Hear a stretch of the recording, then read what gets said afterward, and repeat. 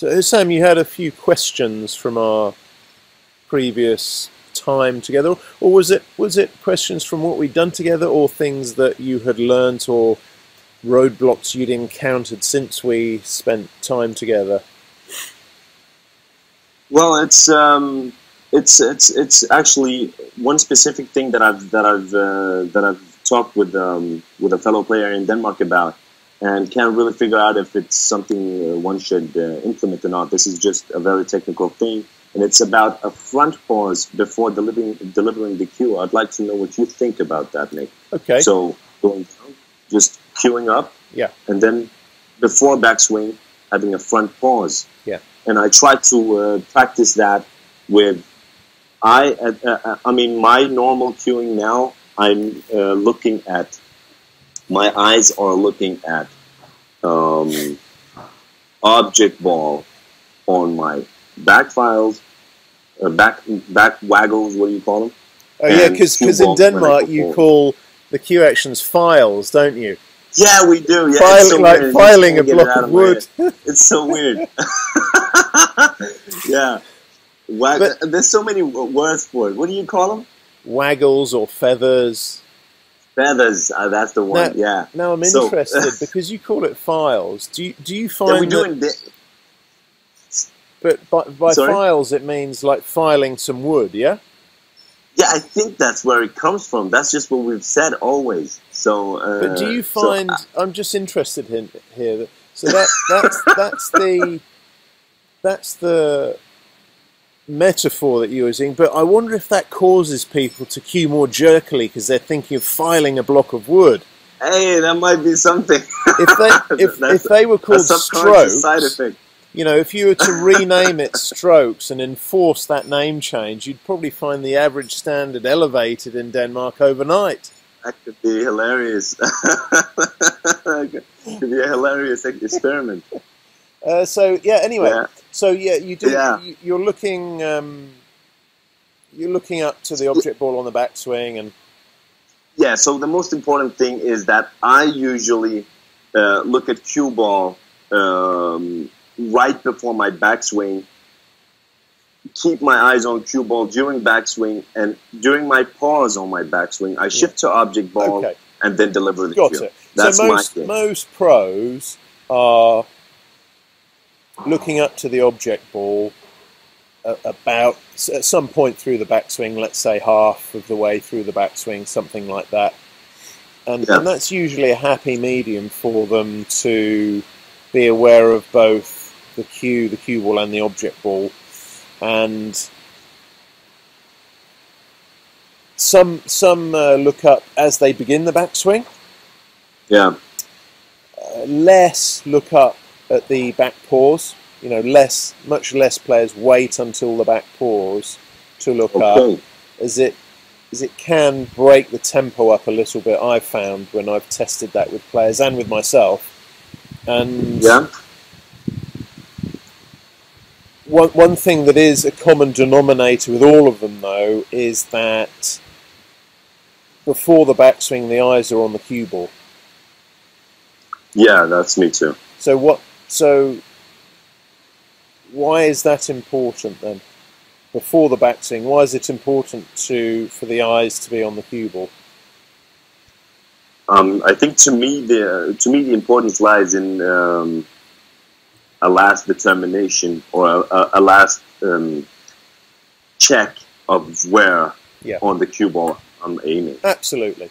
And what I see is that object ball fixation with club players. So they spend 80% of their time looking at the object ball because they think that's my target, I have to get that in. But it's a waste of time looking at the object ball until you're aiming the centre of the cue ball. You can't aim the object ball until you know your centre of the cue ball. Yeah, and that your cue's moving straight. So that's where a lot of club players fall down. And when I tell them, look, watch the pros on TV, their eye time is majority on cue ball. That's very counterintuitive to a lot of players. But in terms of the front check, it's absolutely vital. How long you spend with the tip on the cue ball there is another matter. Some pros are very, very quick there, Others, like Ding, have a very pronounced check at the front. I mean, I prefer to call it front check, because that's what you are doing. The pausing is a side effect of checking. All right. And I prefer to use the term front check, but I understand that front pause is probably easy for a lot of players to understand. And in fact, no front. That's the phrase I use, yeah. And checkmate. Yeah. In fact, there are 3 pauses, or 3 checks. One is, if you watch Judd Trump play, he gets down, tip at the white ball, then starts his files, or his feathers, and then his files. So Sean Murphy, he's filing as he gets down to the shot. Yeah, who does that? Sean Murphy. Yeah, all right. So he doesn't stop the cue explicitly. That's right. Yeah. So that's 2 valid ways of doing it, and but the front check, everyone is stopping the cue. So we are pausing because the cue has to change direction. Even if you did this, there's still a pause from front to back, because in slow motion you change. To change direction, you have to stop.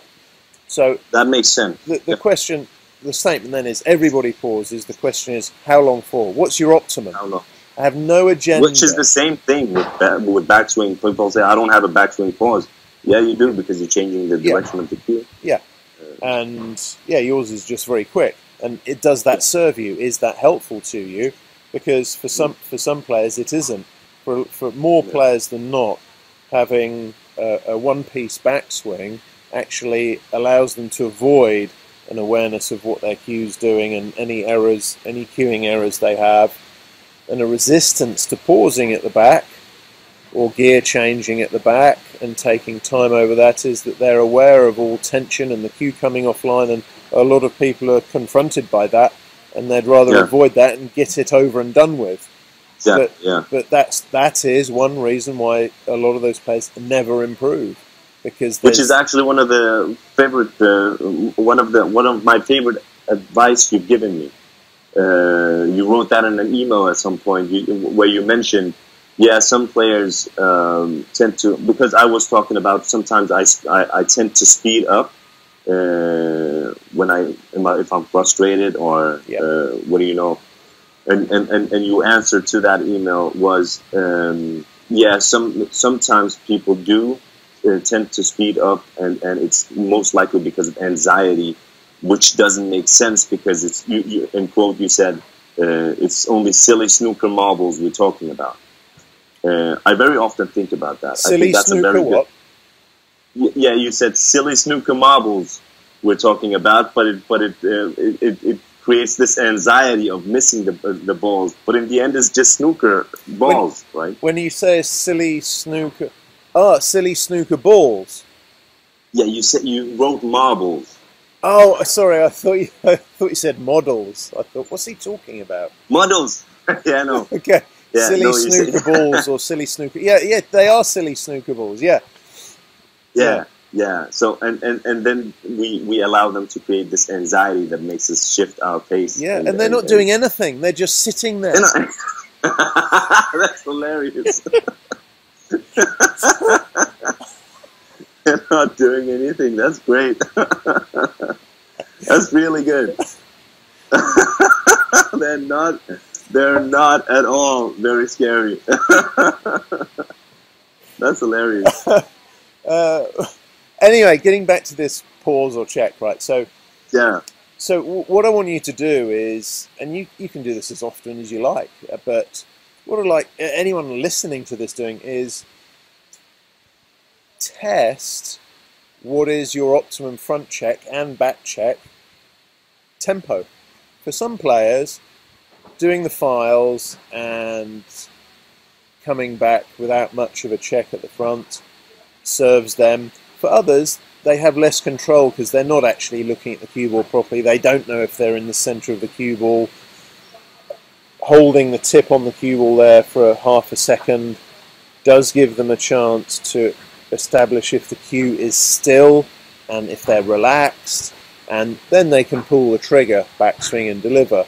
And at the same time, so what we want is the optimum balance between the control you derive by that front check, but also concentration. So not staying there so long that you lose concentration. I mean, I was in India once, and this Canadian player came up to me and said, "Oh, I've seen your videos, and just let me tell you what I've been doing, and let me demonstrate." So he got his cue out on the hotel counter. We were just checking out of the hotel. So he was queuing up on this counter, this hotel counter, with the staff going, "What's going on?" Anyway, so he said, "This is what I'm doing. Let me know what you think." So he did his files, and so he came back, 1, 2, 3, 4, 5, and deliver. All right. Yeah. And it's like, so his pause was 5 seconds. Okay. And I said, that sounds like a lot. Yeah, I said you might want to revisit this, and do something where you can hold your concentration and not come offline with that amount of time. But the point is that everyone pauses at the front and the back. Just find your optimum, and so so how? Well, you just test it. You test. I would do one at the time. I'd work on the front pause to start with. I'm very satisfied with my back pause, actually. Yeah, so if you are, then work on front pause. I'd probably work on the front check anyway first to give you a sense of control over the cue. Then very often the back pause mimics the front pause for a player, so their tempo at the front check is the same at the back as the back check.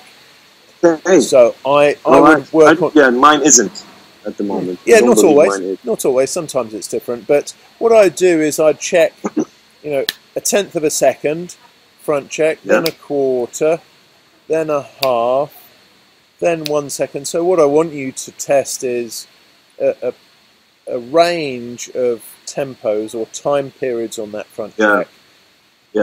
Where you go so short that you have no control, and you go so long that you have no concentration. And somewhere in between that is an optimum for you as an individual, and I have no clue what that is. You can only find that out for yourself. So this touches upon a subject that I think is really interesting, which is when you're learning something new, it very rarely seems natural unless you just hit that particular thing that just fits you, which is not something reliable. So this is very tough, also as a coach, when you tell people to do things and they just instantly go like, "Oh, that just feels so wrong." Where is the line between something that just feels super wrong and something that you need to get used to? Well, you often, what you've got to remember with adults is that they have the inertia of an old habit competing with a new habit. Children don't have that. All right. Or someone brand new to the game doesn't have that as much as an adult who has been playing for a long time. But what I tend to say in that situation is, feeling familiar is different from feeling comfortable. You can feel unfamiliar and actually be more comfortable, and actually being uncomfortable might actually be a result of your suggestion, in which case that's useful feedback for you. But I think what you've got to establish is it just that the player feels unfamiliar, or are they actually uncomfortable? And then you can take them through a range of the stance widths, for example, where they get the optimum comfort, and then they can help. Then they can understand, okay, this is the optimum comfort, but it still feels unfamiliar.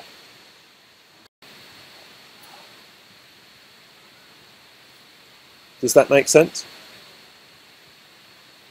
You just fell out. I didn't hear the last. Oh yeah, I was just saying that seconds. You can help them then test their different stance widths, for example, until they find the optimum comfort. But that also may feel unfamiliar. Yeah. And that's okay. Then it would take with time. Stance, that usually makes sense. I've had success with stance like that.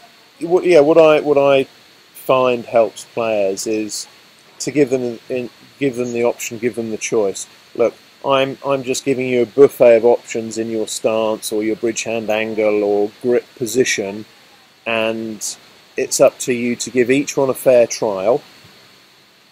Give each of the options a fair trial, and decide for yourself with a clear head, with no agenda about what you should do or what somebody told you to do, parking the ego aside. Actually, what is serving me best? What is most helpful?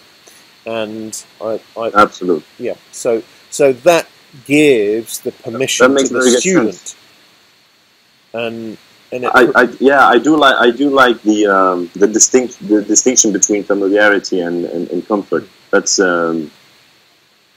very helpful. But also, I think what is useful is not allowing the player to choose, so that they avoid the feeling of being forced to do something. Yeah, that's very important.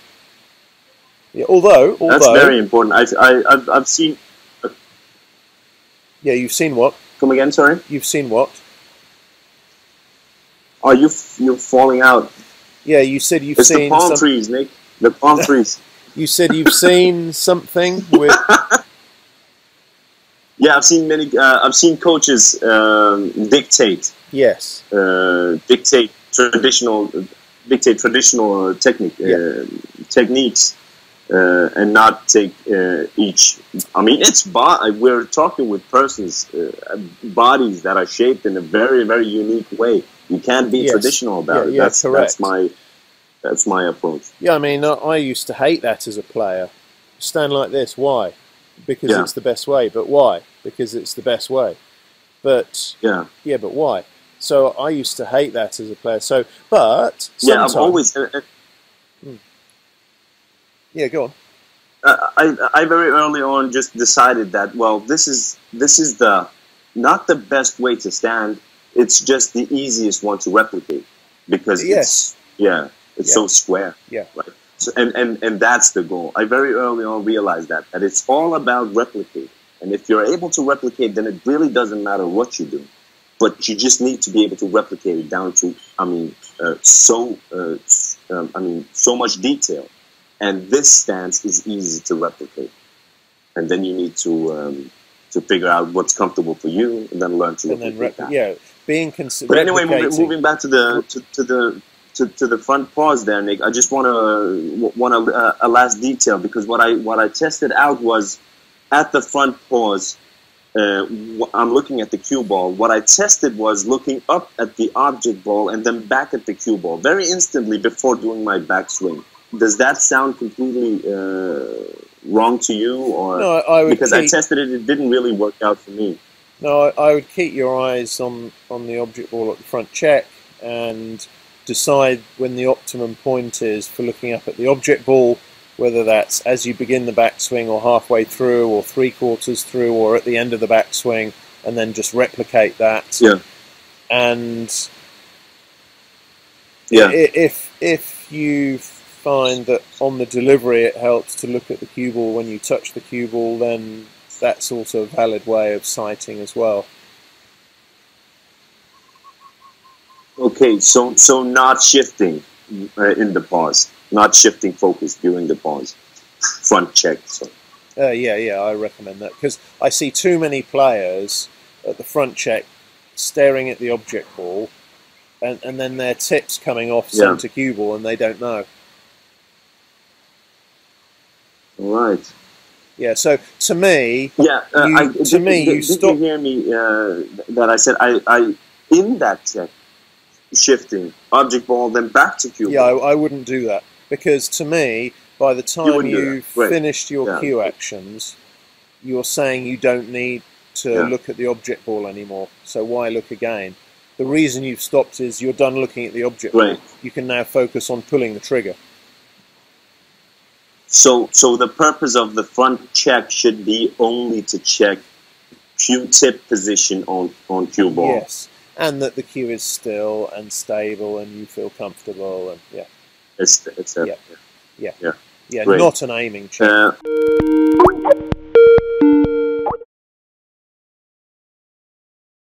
The professionals are thinking almost like there's only one more ball on the table. So they're thinking almost like that last red next to the pink, where I have to be perfect on this, because actually they do. To keep the break going for 4, 5, 6, 8 more shots, they do need to be that accurate. Do what a lot of players do, which is stand behind the line of the red. Okay, I've got that line, then very quickly go to the white and then play. Players feel that gives them more control, but actually it gives them less.